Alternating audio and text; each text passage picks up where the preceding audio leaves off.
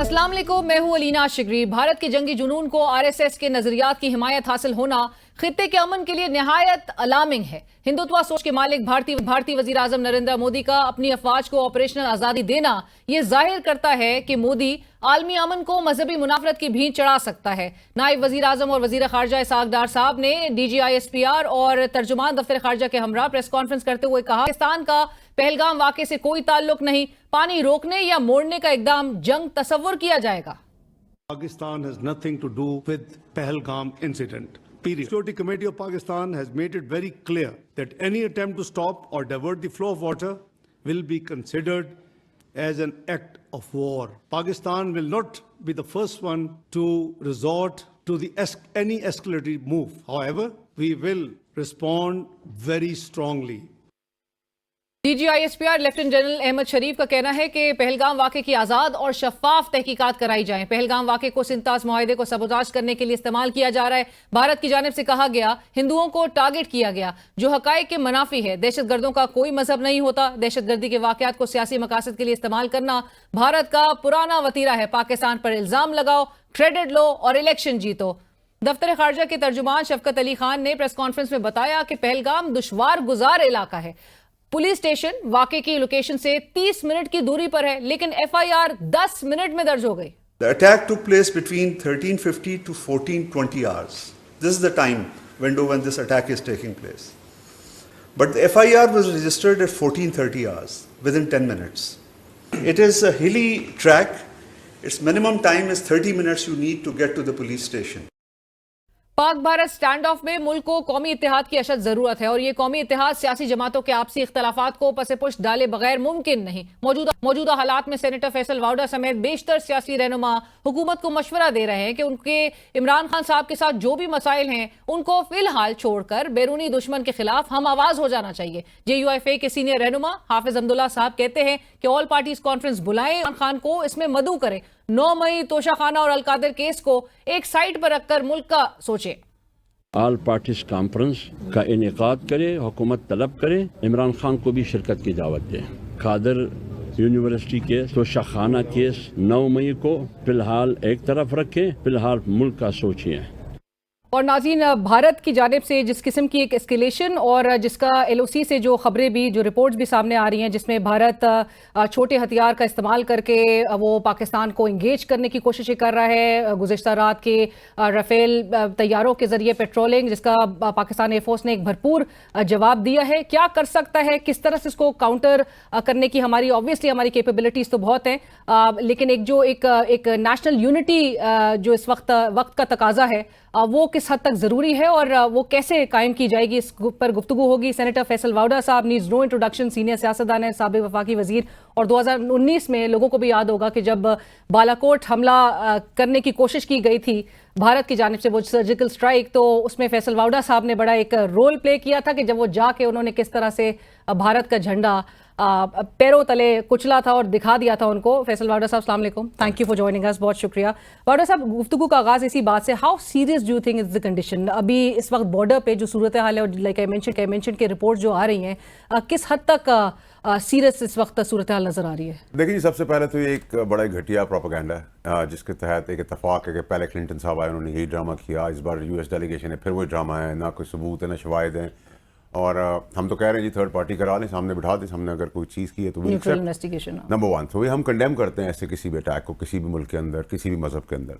By the same time अगर हम पे मुसल्लत की गई तो हम फिर जहाँ से घुसेंगे और कहाँ फटेंगे, ये हमारी बड़ी क्लियर लाइन है, नंबर 1। नंबर 2 ये कि पानी के ऊपर उन्होंने हमें थ्रेट किया, पानी का मैं वज़ीर रह चुका हूँ, तो वो ट्रीटी 2 मुल्कों ने साइन की है, कोई एक भी विड्रॉ नहीं कर सकता उसके अंदर, तो पॉसिबल नहीं, ना कोई टैप वाटर है कि आपने घुमाया और पानी दूसरी तरफ चला गया, कर भी नहीं सकते। वो समझ रहे हैं कि उन्होंने कर दिया और वो हाइड्रो जो प्रोजेक्ट्स हैं उसको फर्दर जो है स्पीड अप करना और मजीद बिल्ड करने की तरफ हमें बड़ी क्लियर चीज़ पाकिस्तानियों को पता होनी चाहिए कि अगर उसकी कोई बुनियाद भी रखी गई, ईंट भी रखी गई उस पानी की डाइवर्जन के अंदर, हम पहला स्ट्राइक, पहला अटैक, पहला डिस्ट्रक्शन, डिस्ट्रॉय, लीथल, डेंजरसली करेंगे। हमारी बड़ी क्लियर लाइन है इसके ऊपर, इसमें कोई इफ एंड बट नहीं है। हम किसी का किसी बात नहीं करेंगे, किसी को बताएंगे नहीं, अलार्म करेंगे, will hit, will strike the target, number 1।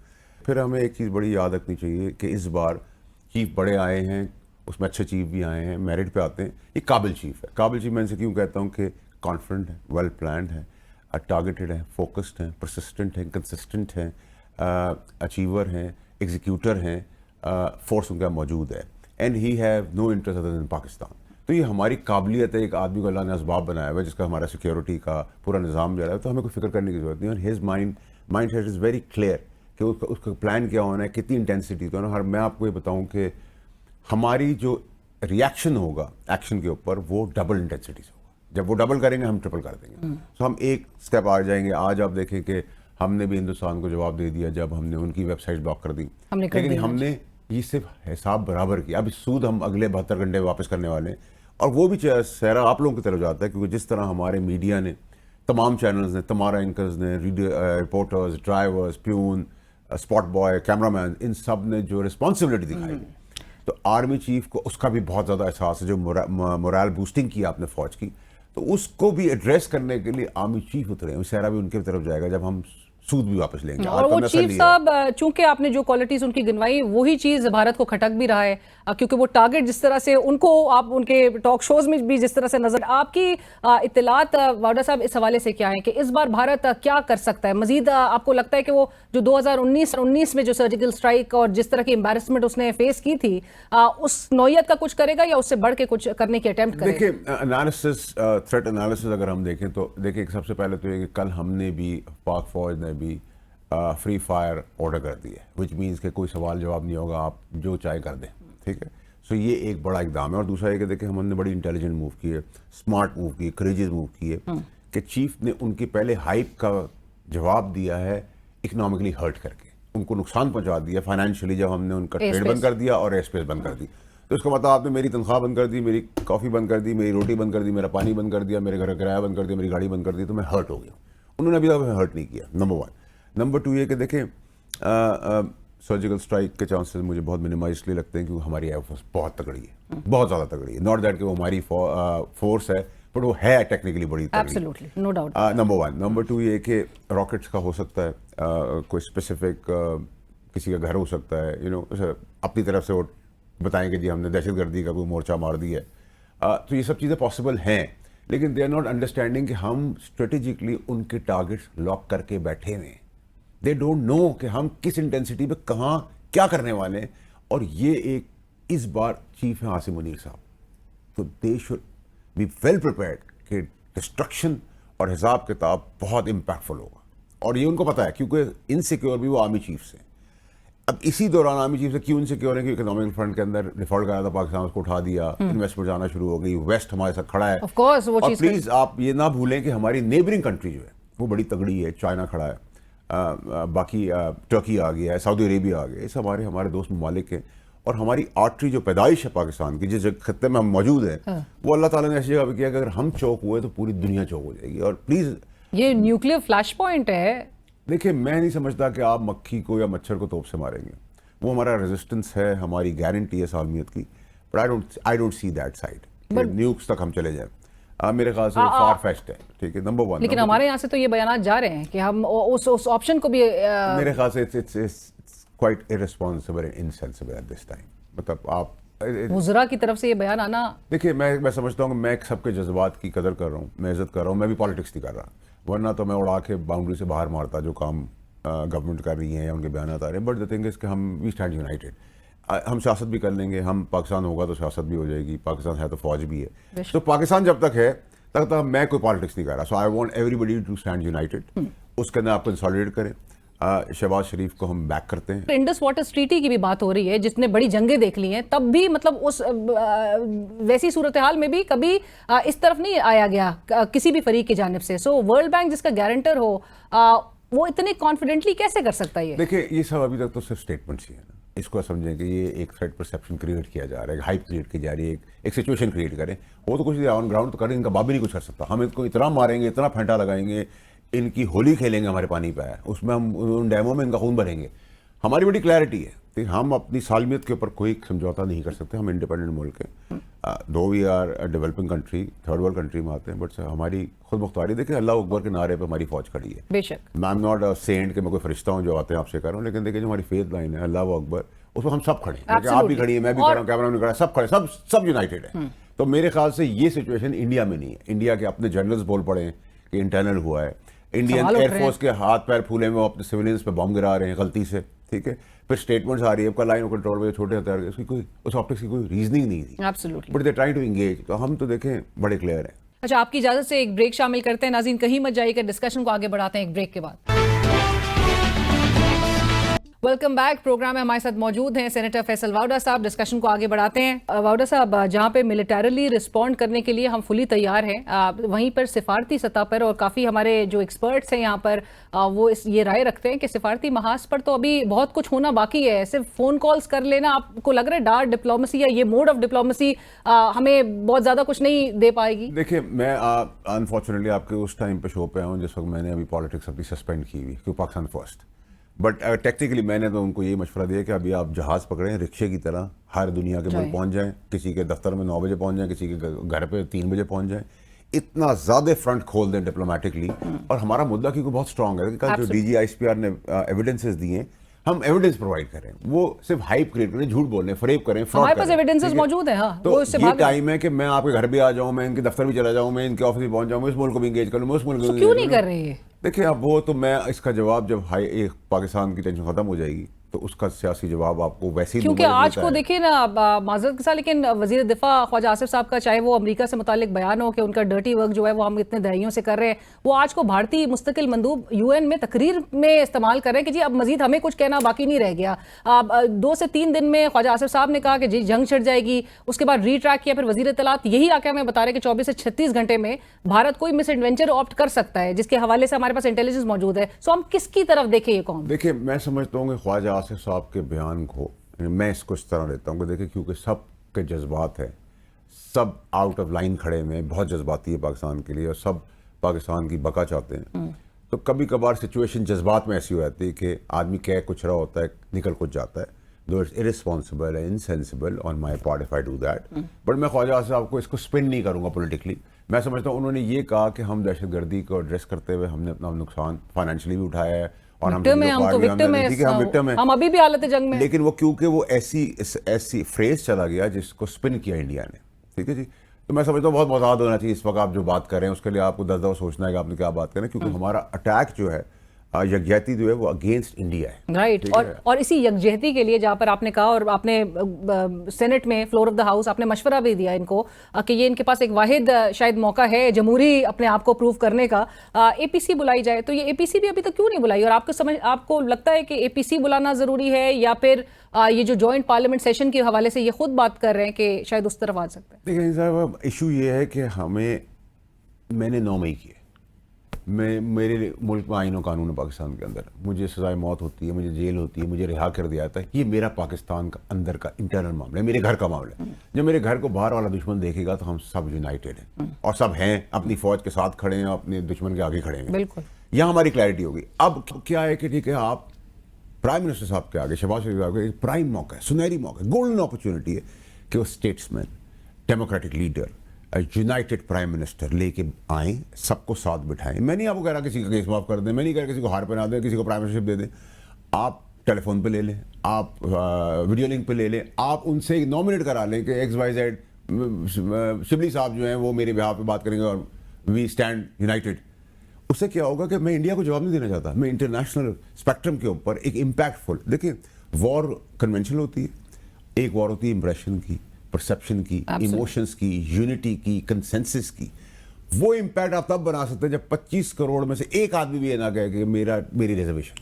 But अगर वो भी जमहूरी हैं और आप भी जमहूरी हैं, मैंने देखे जो गलती है कि मेरे पास आईन और कानून मौजूद है, आप मेरे पर जो ट्रायल करें मैं तो उसको पीछे नहीं हट रहा, लेकिन मेरा भी तो एक राइट है। अगर एक आदमी जेब कतरा है, वो भी जेल के अंदर, वो भी तो पाकिस्तानी है, उसने गुनाह के उसको सजा मिली, उसका राइट ऑफ ओपिनियन तो है ना, वो भी अगेंस्ट है इंडिया के, वो भी अपनी फौज का खड़ा है। तो अगर आप ओपिनियन कंसेंसस बिल्ड करते हैं तो एक बहुत बड़ा एक मार्का आप मारेंगे जिसका फायदा इंडिया भी स्पिन करके उठा रहा है। मैं समझता हूं कि जो और इंडिया बिल्कुल कैपिटलाइज इसको कर रहा है, इस पूरे मामले को, कि पाकिस्तान में जितनी पॉलिटिकल इंस्टेबिलिटी है, आपको पता है कि कनाल्स का जो प्रोजेक्ट के हवाले से जितना एहतजाज सिंध में हो रहा था और वो मामला बहरहाल 2-3 रोज पहले जो है वो जिस तरह से सेटल करने की कोशिश की गई, उसके मुतालिक भी एक सवाल करूंगी। लेकिन इंडिया को भरपूर फायदा मिला है इस बात पे कि वो पूरे पाकिस्तान की सिचुएशन को असेस करते हुए वो सबसे वीकेस्ट पॉइंट पे उसके ख्याल में हमें आके वो हिट करना चाह रहा था, बट बहरहाल नेशनल यूनिटी की आपको लगता है कि जो जो एक तरफ पीटीआई और उसके केसेस भी आपने जो कहा कि पसे पुश इसको थोड़े अरसे के लिए डाल देने चाहिए, आपको लगता है कि इनके पास इख्तियार इस चीज का है कि ये पीटीआई को ऑन बोर्ड इस पे लेंगे? देखिए, ये एक तासुर जो दिया जाता है कि ये इस्टेब्लिशमेंट और पीटीआई की लड़ाई है। सबसे पहले तो ये हमारा जमहूरी लोगों का काम है, जो भी लंगड़ी लूली जमहूरियत है, एक्सपायर्ड है, जो भी इसके मसले मसाइल हैं, शेल्फ्ड है, कि ये परसेप्शन को हम ख़त्म करें। कैसे खत्म? खत्म इसी तरह होगा ना जब डेमोक्रेटिक लोग डेमोक्रेटिक डिसीजंस लेंगे। तो लड़ाई तो, ये लेकिन political आप नहीं decision एग्री करते कि लड़ाई तो ये पीएमएलएन या ये पॉलिटिकल पार्टीज और पीटीआई के दरमियान तो है नहीं? देखिए अनिल साहब, मैं आपको थोड़ा सा बैकग्राउंड में ले जाऊंगा। जब हमारी गवर्नमेंट टॉपल की तो जमहूरी चेहरों ने टॉपल की ना, उसके पीछे कौन था क्या था उसको छोड़ दें, थे तो जमहूरी लोग ना। जब PDM 1 फेल हुई तो हमने अटैक किया, यानी कि उस वक्त की पीटीआई ने, जब मैं उसके साथ था, तो जब लॉन्च किया तो वो भी जमहूरी लोग थे। जब हमने 2018 में पैसे ना लेने में नवाज शरीफ को भेजा, तब हम जमहूरी लोग सामने थे। तो गेम तो जमहूरी लोग बनाते हैं ना। जमहूरी लोग ही कॉम्प्रोमाइज भी हो जाते हैं वावड़ा साहब। 100%। आप मुझे you name the party, you name the personalities, compromise to a level के मूव भी नहीं कर सकते। इतनी फाइलें मुझे बताया ना, जो बीड़ी पीने वाला था वो बिलियनर बन गया डॉलर्स में। जो आवाम को चीजें चाहिए उन सबके मालिक तो हम खुद हैं। देखिए, मैं क्रिटिक हूँ, मैं अपोजिशन करता हूँ, लेकिन राइट चीज़ पे खड़ा हूँ, मैं उनको साथ हूँ, उनके पीछे खड़ा हूँ। इसी तरह मैं चाहता हूँ सब दिल बड़ा करें और एक डेमोक्रेटिक प्लेटफॉर्म भी इंगेज करें, so that we can talk about trying to be real democracy or towards a real democracy. So आपको लगता है कि रेजिस्टेंस इनकी तरफ से आ रही है पीटीआई को, इस नेशनल यूनिटी को कायम करने के लिए पीटीआई को ऑन बोर्ड लेने के हवाले से? क्योंकि ख्वाजा आसिफ साहब वजीर दिफा वो बरमला कह चुके कि जी फैसला हुआ, इमरान खान तो नहीं शामिल किया जाएगा अगर एपीसी की तरफ मामला जाता है। ये एक इनसेंसिबल इमेच्योर पॉलिटिक्स होगी मेरे हिसाब से। ये प्रपोजल सबसे पहले फ्लोट भी मैंने किया, पीटीआई से ही पहले मैंने फ्लोट किया। उसका रीजन है कि I am also trying to be little sensible, little responsible. जब आपको मुल्क आता है तो आपको थोड़ी मेच्योरिटी आई जाती है। अब आप ऐसी सिचुएशन में खड़े हैं कि जिधर आपको मेच्योरिटी दिखानी है, जिधर हम कह रहे हैं गर्दनें हम काट के फुटबॉल बना देंगे इंडिया का, जहां हम कह रहे हैं कि पानी के ऊपर हम अपना खून से भर देंगे अपने डैम्स, वहाँ हमारी क्लैरिटी भी है। हम घुसेंगे फटेंगे, हम वहाँ क्लियर है ना, हम में वहाँ कहीं एक पिंच भी नहीं है। हम कह रहे हैं हम नहीं चाहते, लेकिन हम आएंगे तो हम ये करेंगे, ठीक है। सो प्रॉब्लम ये है कि इसी तरह अगर हमारे अंदर कंसेंसस हो जाए, यूनिटी हो जाए, इख्तलाफात सियासी है ना, अग्री टू डिसएग्री, कोई जदाद का दुश्मनी तो नहीं है, क्यों नहीं रिजॉल्व हो सकते वैसे वावड़ा साहब? और आप भी बेहतर जानते हैं कि जो भी जितने भी केसेस इमरान खान साहब फेस कर रहे हैं बहरहाल अभी भी जेल में, वो तो उस हवाले से ये तासुर बहुत जोर पकड़ चुका है कि ये सियासी मुकदमात हैं। देखिए, सियासी मुकदमात भी हैं, लेकिन रियल मुकदमात भी हैं। देखिए, मैं तो इसलिए नहीं कहूँगा, मैंने 15 साल उनके साथ गुजारे, मैंने उनको मना किया था इस जगह तक ना जाए, इस जगह तक ना जाए जहाँ से वापसी नहीं होगी। और अब जो उनका एक नॉन कॉम्प्रोमाइजिंग जो उनका एक स्टांस नजर आ रहा है, वो उनको I don't think so. I think that he is also willing and ready. He is willing, of course, ठीक है। जो कल उनकी ट्वीट आई है तो उसमें क्या समझा जाए कि टोन अब बड़ी सबड्यूड है, जरा थोड़ा वो टोन डाउन हो गए? I think it's a sensible tweet. वक्त की जरूरत थी, उन्होंने यकजहती दिखाई। जो चीज़ अच्छी है उसको अच्छा कहा जाए, जो चीज़ अच्छी नहीं है हम इसको भी इंस्टिगेट क्यों करें कि वो नीचे आ गए हैं, दब गए। तो ये जो 60 दिन की बात वो गंडापुर साहब कह रहे थे कि 60 दिन में इमरान खान साहब भी बाहर आ सकते हैं, ये मेरे ख्याल उस पर कोई किसी किस्म की कोई सच्चाई या पॉजिटिविटी या कुछ के अंदर प्लान ऑफ एक्शन नहीं। This is a preposition, a suggestion, a request कि हम सब यूनाइटेड होकर एक मैसेज दे दें, दैट्स इट। उसका केसेस लड़ रहे हैं, केसेस आप फांसी हो जाए, जेल हो जाए, निकल जाए बाहर, वो तो आईन और कानून ने फैसला करना ना, मैंने तो नहीं करना। वो हम फेस करेंगे, वो सब फेस करेंगे। मेरे पक्ष का कोई केस है तो मुझे आप ये तो नहीं कर सकते कि मैं इंडिया के खिलाफ नहीं बात कर सकता। फिर वो केस है, वो मेरा अलग गुनाह है या नहीं गुनाह, लेकिन मेरा जो व्यू है इंडिया के बारे में, वो इंडिया के बारे में। मेरे दुश्मन का जो व्यू है, मैं दुश्मन के लिए दुश्मनी अपनी निभाऊंगा पूरी। तो आई थिंक दैट मैच्योरिटी, और ये जो आप लोगों की तरफ से जो बहुत इंपॉर्टेंट रोल है आप लोगों का, उससे एक चीज़ बॉल रोल होना शुरू हुई है। देर आए दुरुस्त आए, आ जाएगा। मेरे ख्याल से ये मैच्योरिटी भी हमें नजर आएगी। So I right now I am not criticising any political party, any political leader, though I have a lot to say, but वो तो बिजनेस एज यूजुअल चलेगा जब मसले हल हो जाएंगे। और आप फोरसी कर रहे हैं खान साहब को बाहर आता इस साल? I don't see him at the moment coming out of the jail. Coming out of jail, not this year? No, मैं एज ऑफ नाउ तो मुझे काफ़ी दूर तक नज़र नहीं आ रहा है। तो दूसरे साइड से यानी कि मामला जो है अभी भी उसी जगह, उसी नहज पे, और कोई देखिए, अगर ये तो बड़ा अनफेयर होगा कि अगर हम ये कह दें कि जी जो होता रहा एनआरओज देते रहे। मसला ये है कि इस बार गलती ये हो गई कि चीफ आसिम मुनीर साहब निकल आए। इनका कोई लव लॉस नहीं, इनका कोई इंटरेस्ट नहीं है। इन्होंने चीफ बना था, वो चीफ बन गए, वो भी डिवाइन हेल्प अल्लाह ने इनकी मदद की। इनका एम्बिशन पैसे का नहीं है, इनके बच्चे कॉन्ट्रैक्ट्स में नहीं है। इनकी बड़ी क्लीन हिस्ट्री 38 साल की या 36 साल जो इनकी सर्विस है। तो मैं समझता हूँ कि जो आज तक रहा कि हमने पत्थर मारा फौज से, फौज ने बात कर ली, ईंट मारी फौज ने बात कर ली, इसको गाली दी उसने बुला लिया, ये कमज़ोर आदमी नहीं है। तो ये कमज़ोर आदमी नहीं, तो इसकी बारे में पीटीआई, इमरान खान, जनरल फैज़ और बेगम साहिबा सब मिलके दुश्मन से चले गए। अटक गया जब एक डेड वॉल आ गई कि आसिम मुनीर साहब की शक्ल में, जिनका नामुमकिन था दुनिया में दुनियावी और कानूनी तौर पे चीफ बनना, ऊपर की मदद आ गई। और चीफ साहब के आगे जो है वो अब उनके लिए ये जीरो टॉलरेंस है इस पे। देखिए, उनके लिए जीरो टॉलरेंस दो चीज़ों के ऊपर, एक पाकिस्तान और एक शोदा, इस दो पे वो कॉम्प्रोमाइज़ है। तीसरी अपनी फौज। इन तीन चीज़ों में एक आदमी का प्रिंसिपल स्टैंड है, 34 साल उसने गुजार लिया उस प्रिंसिपल, वो अब क्यों चेंज होगा। और इसमें भी जिन केसेस में वो बरी हो रहे हैं तो कोई इंटरफेरेंस तो है नहीं। अगर इंटरफेरेंस हो रही तो सारे केसेस के अंदर सजाएं हो जाती। तो जो है फैक्ट है अदलिया, मैं तो कह रहा हूँ इस मीटिंग के अंदर जजेस को भी बुलाएं, उनका भी स्टेक है, समथिंग डिफरेंट, को ऑन और सबको ही बुलाएं, सबको बिठाएं। इतना बड़ा मैसेज है इंटरनेशनल फोरम्स के ऊपर कि ये तो पाकिस्तान ने आउट ऑफ द बॉक्स काम कर दिया। राइट और अनफॉर्चुनेटली अभी तक इस तरफ हमारी हुकूमत जा नहीं रही है, बट आप जैसे ज़ीरक सियासतदान इनको मशवरा देते रहेंगे, सो होपफुली हम देखेंगे आने वाले दिनों में भी हम एक ठोस जवाब भारत को दे सके। Thank you so much Faisal Vawda sahab for joining us on the show. Senator Faisal Vawda sahab इस वक्त में शरीक थे, आपने गुफ्तगू मुलाहिजा की, और जिस तरह से भारत को एक जवाब दिया जा रहा है, मिलिटरीली जो हमारा रिस्पॉन्स है वो पूरी तरह से इंटैक्ट है, वो एक फुल रिस्पांस दिया जा रहा है। और जहां पर सिफारती सतह पर और जो एपीसी बुलाने का मामला है, जैसे एक नेशनल यूनिटी का एक मैसेज दिया जा सके, वो वक्त की जरूरत है। प्रोग्राम में वक्त हुआ एक ब्रेक का। और नाज़रीन, पाकिस्तान के पास जहां पर क्रेडिबल एविडेंस और क्रेडिबल इंटेलिजेंस मौजूद है कि भारत की जानिब से कोई मिस एडवेंचर करने की तरफ अटेम्प्ट किया जा सकता है और जिसका भरपूर पाकिस्तान जवाब देने की सलाहियत रखता है और जवाब दिया भी जाएगा, पूरी कुव्वत के साथ जवाब दिया जाएगा। आज की प्रेस ब्रीफिंग और इसके साथ साथ ये जो तमाम शवाहिद दुनिया भर के सामने रखे गए हैं, इस हवाले से भी गुफ्तगू होगी। और ये जो भारत की जानिब से जो एस्केलेशन है और ये जो मूव्स हैं वो किस हद तक जा सकता है और हम उसको कैसे काउंटर करेंगे। और ऐसे में जो आलमी बरादरी है, जहां पर हमारे यहाँ पर एक प्रोएक्टिव किस हद तक हमारी डिप्लोमेसी नजर आ रही है सिफारती महाज पर, इस पर भी गुफ्तगू होगी। हमारे साथ प्रोग्राम में मौजूद हैं दिफाई तज्जियाकार major general retired Samrez Salik sahab, और उनके साथ साथ पैनल में मौजूद हैं सीनियर सहाफ़ी तज्जियाकार जाहिद हुसैन साहब। आप दोनों का बहुत शुक्रिया प्रोग्राम में ज्वाइन करने के लिए। जन साहब, आपसे गुफ्तगू का आगाज करती हूँ। जन साहब, ये जिस किस्म की भारतीय एक रवैया देखा जा रहा है पोस्ट पहलगाम अटैक, और जो एक मिस एडवेंचर उनकी जानिब से किया जा सकता है, उसके हवाले से हमारे पास जो मालूमात हैं, जो इत्तलात हैं और क्रेडिबल इत्तलात हैं कि अगले 24 से 36 घंटों में इनकी जानिब से कोई एडवेंचर किया जा सकता है। How far do you think Modi will go this time? क्योंकि एक हमारे पास उड़ी अटैक का एक एग्जाम्पल मौजूद है। बालाकोट में इन्होंने अटेम्प्ट करने की कोशिश की, वो फेल्ड अटेम्प्ट और बड़ी एम्बैरेसमेंट का उनको सामना करना पड़ा। तो इस बार किस नहज पे नरेंद्र मोदी मामलात को लेकर जाना चाहते हैं? Leena, thank you very much for getting me over. देखिए, एक ट्रैक रिकॉर्ड रहा है पर्टिकुलरली मोदी गवर्नमेंट का कि वो एवरी टाइम अपने कोई पॉलिटिकल ऑब्जेक्टिव्स रखते हैं और उसकी खातिर वो एक फॉल्स फ्लैग ऑपरेशन करते हैं और पाकिस्तान पर प्रेशर डालने की कोशिश करते हैं। इस पर्टिकुलर सिचुएशन में मैं तो शुरू से कह रहा हूं कि because of nuclear weapons, presence of nuclear weapons, एक लार्ज स्केल ऑपरेशन तो वन कैन रूल आउट, उसके बहुत कम चांसेस है। लेकिन इस वक्त India is in such a tight situation, उन्होंने एक इतनी हाइप क्रिएट कर दी, उन्होंने इतनी एक्सपेक्टेशंस क्रिएट कर दी अपनी पब्लिक के लिए कि उनके लिए भी उस पर डिलीवर करना एक चैलेंज बना हुआ है।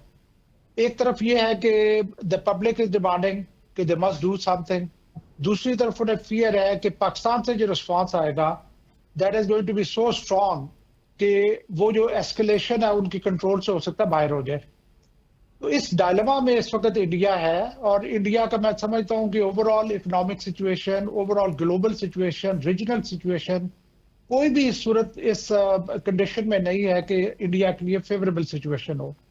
हैविंग सेड दैट, जैसे एंटिसिपेट किया जा रहा है पाकिस्तानी वाली साइड पे, ऑल्दो मैं जो इंडिया वाली साइड पे देख रहा हूं कि देयर आर मेनी इंडिकेशन जो शो कर रही हैं कि चांसेस बहुत कम है कि किसी किस्म का कोई एक्शन हो। लेकिन there are credible intelligence report जिसकी कि हमारे ऑफिशियल्स कह रहे हैं कि अगले 24 घंटे में शायद कुछ हो, लेकिन अगर हुआ तो most likely it will be on line of control. Right Zahid साहब, पहलगाम अटैक, और चूंकि आपने अपने कॉलम में भी मेंशन किया कि ये it seems to have given Modi government an excuse के इसको इस्तेमाल किया जाए, जो कि वो उसकी तलाश में थे, एक वो मॉन्गरिंग के लिए, उसकी एस्केलेशन के लिए।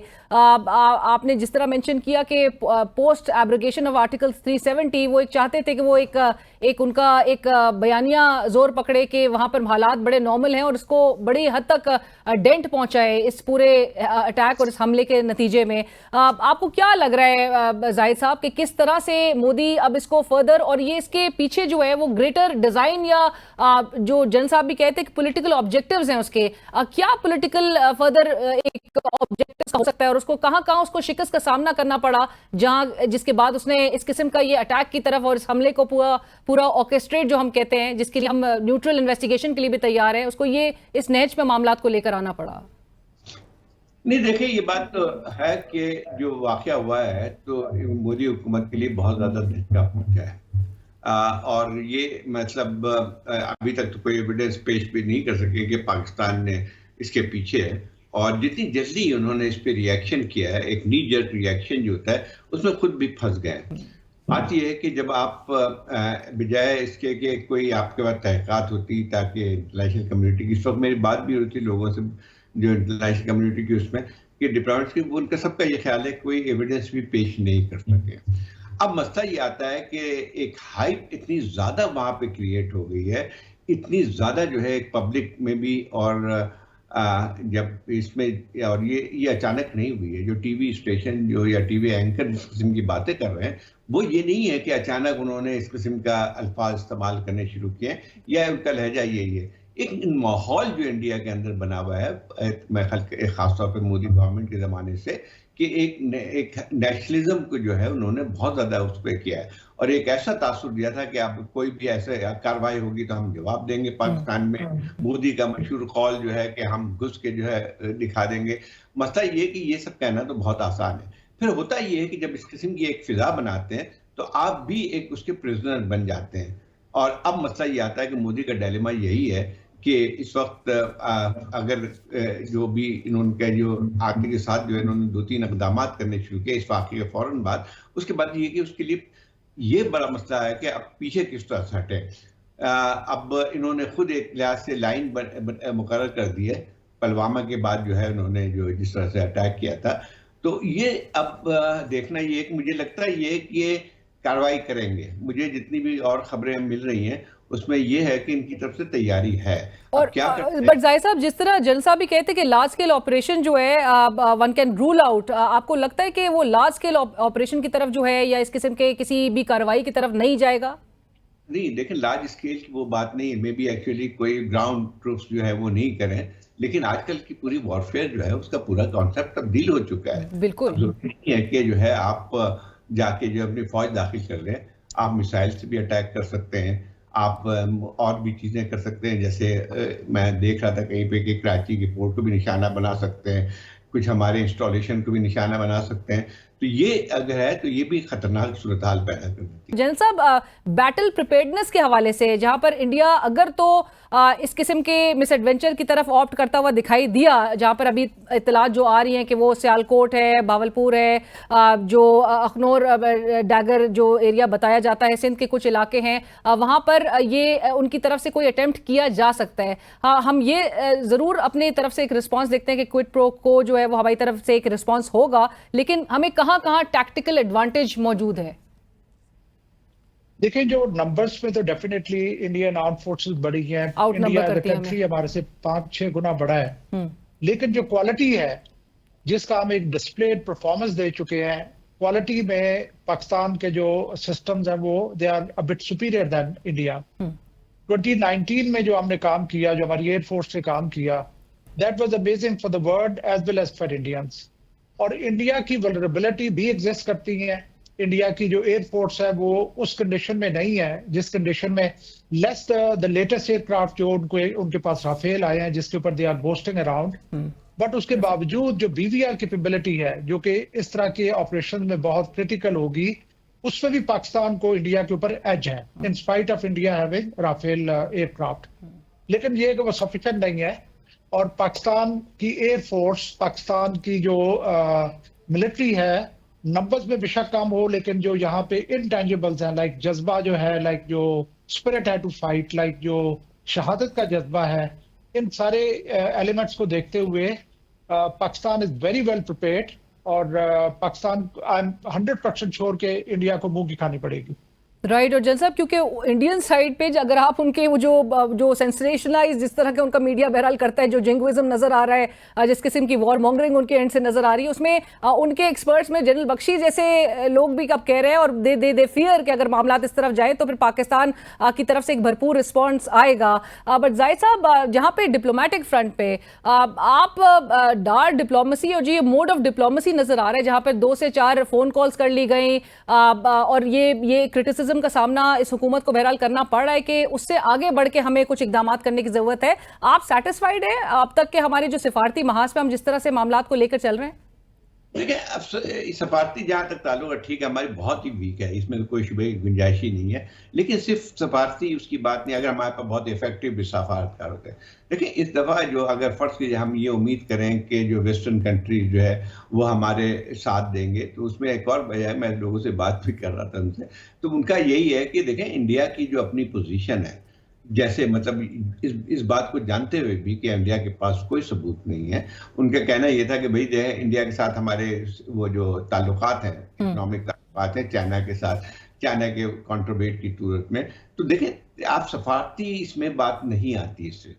सफारती तौर पे जो है ये आप उम्मीद करें कि ये कंट्रीज हमारे साथ आ जाएंगे, तो नहीं आएंगे, लेकिन हमारे हलीफ मौजूद हैं। हमारे ऐसी बात नहीं है कि हमारे हलीफ नहीं है। चाइना हमारे जब इस किस्म के हालात होंगे, क्योंकि चाइना का भी अपना नेशनल सिक्योरिटी के कंसर्न मौजूद है। एब्सोल्युटली। हर चीज ये आती है कि जो है वो हम ठीक है, हमारी कमजोरियां तो बहुत रही सफारती तौर पे हमारी, कहाँ पे मुझे बताइए कि जो अभी की बात नहीं, मैं नहीं कह रहा हूँ, हमारी एक राय बनाई जाती है, एक लाएमल बनाया जाता है, एक स्ट्रेटेजी बनाई जाती है। अभी की बात मैं सिर्फ नहीं कह रहा हूँ, हमारी क्या है, हमारे जो वजीर खारजा तो पार्ट टाइम है ना, वो क्या कहते हैं, नायब वजीर भी हैं, वो आते हैं, वो प्राइवेटाइजेशन कमीशन के मेंबर हैं, और आधा वक्त जो है वो प्राइम मिनिस्टर के साथ बाहर के दौरे करते रहते हैं। मैं उस दिन देख रहा था कि अभी हाल में कि कराची ये इस्लामाबाद के अंदर जो है फ्लाईओवर का इफ्तिताह हो रहा था, उसमें भी वो बैठे हुए थे। मसला ये है कि वजीर खारजा जो है फुल टाइम जॉब होती है, और फुल टाइम जॉब के साथ साथ आपको इस बात का समझ भी होनी चाहिए, कंप्रिहेंशन होनी चाहिए कि इस वक्त क्या जियो पॉलिटिकल सूरत हाल क्या बन के आती है। राइट। और जाहिद साहब, मुझे ये भी जरूर बता दीजिए, और मैं जनरल साहब से फिर आखिरी सवाल करती हूँ। ये जो यूएस सेक्रेटरी ऑफ स्टेट हैं, वजीर खारजा वहाँ के मार्को रूबियो, उन्होंने कहा है कि दोनों ममालिक किसी भी किस्म की जो एडवेंचरिज्म है उससे गुरेज करें, और आपस में जो है वो बात करने के हवाले से बात की जा रही है। तो अमेरिका आपको लग रहा है कि कोई रोल प्ले करेगा इन दोनों को डी एस्केलेशन की तरफ एक मामलात को लेकर जाने के लिए?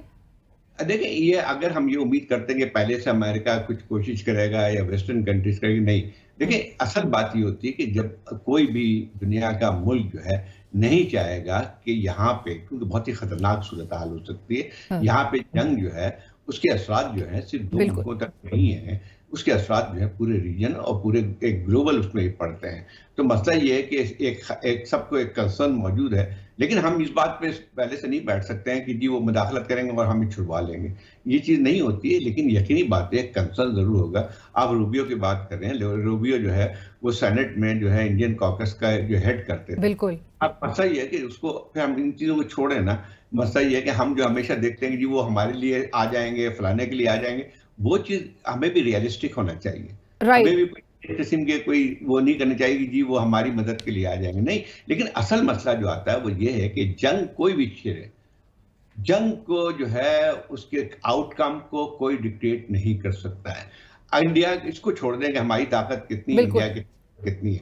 इंडिया के पास यकीनी तौर पे जो उनकी फौज की तादाद बहुत बड़ी है, लेकिन मसला ये आता है कि बड़ी से बड़ी ताकतें भी जो है वो ये नहीं, जंग तो शुरू करना बहुत आसान है, कल कोई भी हमला कर दे जंग शुरू हो जाती है, लेकिन क्या होगा और किस तरफ जाएगी वो उनके काबू में नहीं रहती। राइट। जनरल साहब, फाइनल कमेंट्स आपसे, जो जिस तरफ ये मामलात अब जा रहे हैं, आपको क्या लगता है? एक तो भारत के साथ जो हमारे ताल्लुकात इसको कहा जा सकता है, क्योंकि हमेशा से एक एनमिटी नजर आई है भारत की जानिब से। सो पाकिस्तान का जो रिस्पांस अब तक रहा है, और आपको लगता है कि अग्रेसिवली पाकिस्तान को मजीद रिस्पांस, अब तक तो हमने डिप्लोमेटिक रिस्पांस दिया है, लेकिन अग्रेसिव एग्रेशन पाकिस्तान की तरफ से भी उसी लेवल पे देनी चाहिए?